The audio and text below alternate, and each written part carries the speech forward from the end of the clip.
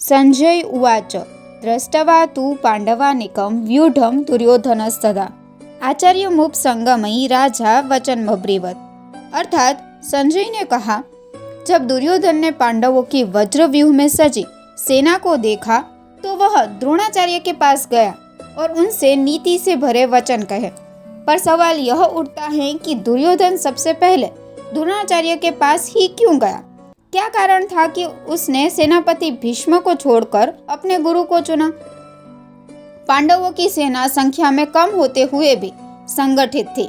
उनकी एकता, उनके सैनिकों का एकमत रहना और सबसे महत्वपूर्ण उनके साथ धर्म और भगवान श्री कृष्ण का होना, यह सब उनकी सेना को विशेष बना रहा था। यह दुर्योधन के मन में चिंता उत्पन्न कर रहा था। संजय ने दुर्योधन को राजा कहा क्योंकि असली सत्ता उसके हाथों में ही थी। धृतराष्ट्र सिर्फ नाम मात्र के राजा थे। महाभारत का युद्ध भी दुर्योधन की वजह से हुआ, लेकिन अब जब युद्ध शुरू होने वाला था तो उसने सबसे पहले अपने गुरु द्रोणाचार्य के पास जाने का निर्णय क्यों लिया?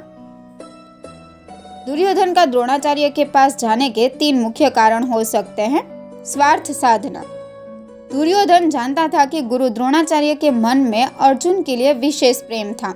वह चाहता था कि किसी भी तरह से द्रोणाचार्य पांडवों के खिलाफ पूरी तरह से लड़े। दूसरा कारण यह है कि गुरु को मान देना। संस्कार के अनुसार अपने गुरु के पास जाना और उन्हें मान देना आवश्यक था।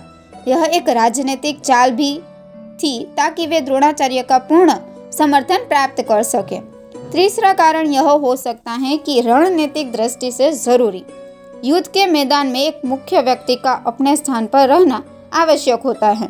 दुर्योधन जानता था कि यदि द्रोणाचार्य सही स्थान पर नहीं खड़े रहे तो सेना की व्यवस्था बिगड़ सकती है।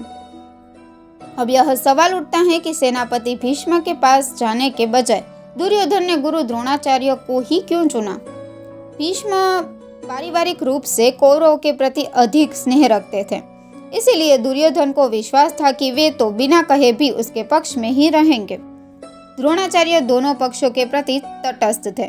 अर्जुन उनके प्रिय शिष्य थे, इसीलिए उन्हें पूरी तरह कौरवों की ओर लाने के लिए दुर्योधन को प्रयास करना पड़ा।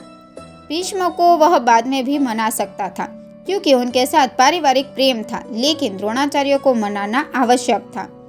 इस तरह दुर्योधन ने सबसे पहले अपने गुरु को अपने पक्ष में पूरी तरह से करने की रणनीति अपनाई।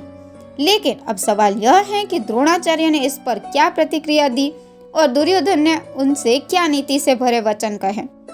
अगर आपको यह वीडियो पसंद आया हो तो लाइक करें, शेयर करें और सब्सक्राइब करें हमारे चैनल को, ताकि आप महाभारत के अगले रहस्यों को जान सकें। अगली वीडियो में हम देखेंगे कि दुर्योधन ने द्रोणाचार्य से क्या कहा और उसने आगे क्या किया। धन्यवाद।